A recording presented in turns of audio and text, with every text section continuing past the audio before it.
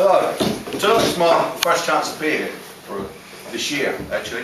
And there are a number of reasons why.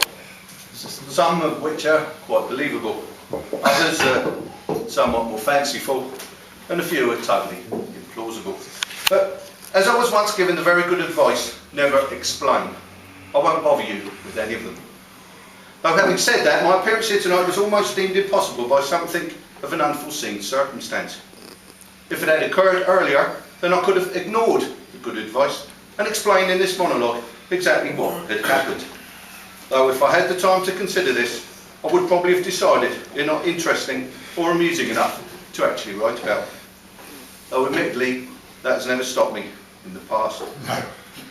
By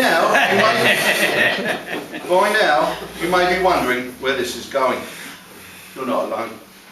But as I haven't written a lot lately, I was rifling through my back catalogue the other day.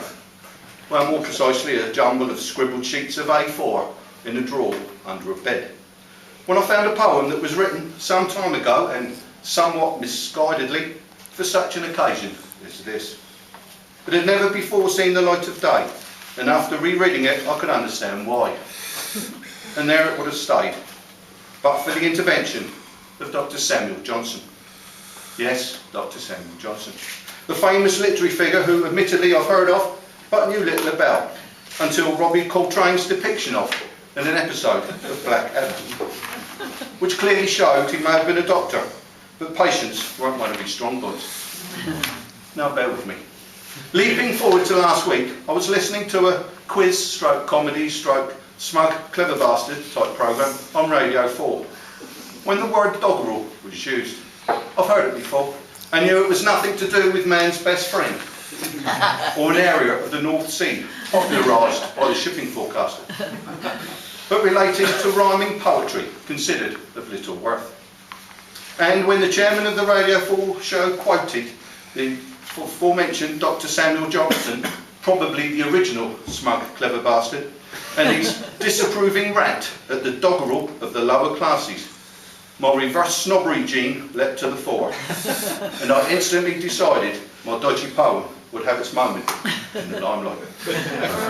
Now, that may seem a rather elaborate excuse to air a discarded poem, but it saves me having to write another. And anyway, if it's not your cup of tea, don't blame me, blame Dr. Samuel Johnson. So here goes, and it's now got a new title. It's called Doggerel, the Third Tuesday. Next week's the third Tuesday, and I've nothing to say. I've been so busy and everything seems to get in the way. Though I've considered a poem and a monologue too, but I don't have the time to just sit down and do. I've got drawers full of scribbles that perhaps I could use and adapt or rewrite so as not to confuse. But I believe it's about time that I wrote something new. Another rambling soul searching, I'm afraid, just won't do. So, what do I do then? Now I've stumbled this far, up the same old dead end in an irreversible car. Now, I know that last line did rhyme, but I know it was a mistake, and the biscuit for rubbish will possibly take. And I know that admitting that this poem is crap won't help it get better or me out of this trap that I've plunged myself into, and it's not the first time. And I doubt that this evening the fact that I rhyme will save the embarrassment that this pig's ear I've wrote and stood here and read out like some miserable scrub will help lift the mood, even for poetry's sake, as this poem was an error, though not the first that I make, because now I've come this far, I'm nearer the end. And if I could just be clever with my rhythmical pen, then perhaps credibility could be snatched from the fire.